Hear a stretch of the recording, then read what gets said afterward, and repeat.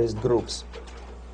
Another area of activity when I was working for the Novosti was to accompany groups of so-called progressive intellectuals, writers, journalists, publishers,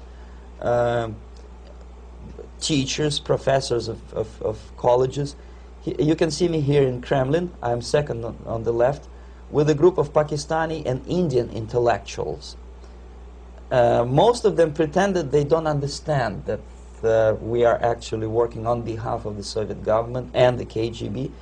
They pretended that they are actually being guests, VIP intellectuals, that they are treated according to their merits and their intellectual abilities. For us, they were just a bunch of political prostitutes to be taken advantage for various propaganda operations. Therefore, you can see perfectly well the senior colleague of mine on the left doesn't really have that much respect on his face, and myself with a very skeptical smile, typical KGB sarcastic smile, anticipating another victim of ideological brainwashing. This is how a typical conference in Novosti headquarters in Moscow looked like. Sitting in the middle is Boris Burkov, the then director of Novosti press agency, high-ranking party bureaucrat in the Department of Propaganda. I am standing next to a famous Indian poet, Sumitranandan Pant. He was famous because he was an author. He was the author of a famous poem titled Rhapsody to Lenin. That's why he was invited to USSR, and everything was paid by the Soviet government. Pay special attention to number of bottles on the table. This is one of the ways to kill the awareness or curiosity of foreign journalists. One of my functions was to keep foreign guests permanently intoxicated the moment they land at Moscow airport. I had to take them to the VIP lounge and toast to friendship and understanding between the nations of the world. Glass of vodka, then a second glass of vodka. And in no time, my guests would be feeling very happy. They would see everything in kind of pink, nice color. And that's the way I had to keep them permanently for the next 15 or 20 days.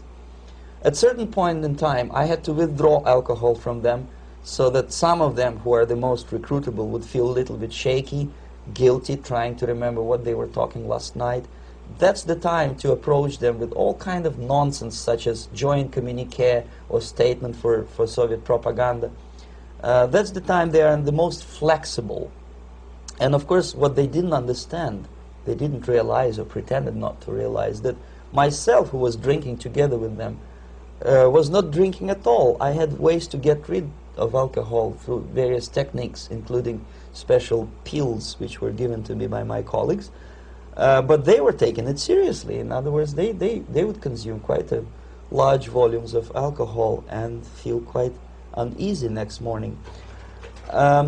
In 1967, the KGB attached me to this magazine, Look magazine.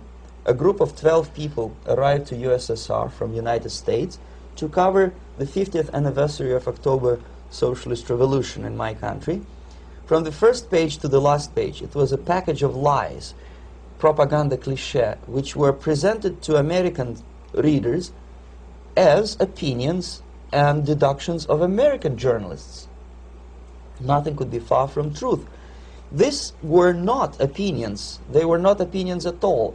They were the clichés which the Soviet propaganda wants American public to think that they think. If it does make any sense at all. It sure does, because from the viewpoint of the Soviet propaganda, although there are some subtle criticism of the Soviet system, the basic message is that Russia today is a nice, functioning, efficient system supported by majority of population. That's the biggest lie. And of course, American intellectuals and journalists from Look magazine elaborated on that untruth in various different ways. They intellectualized that lie.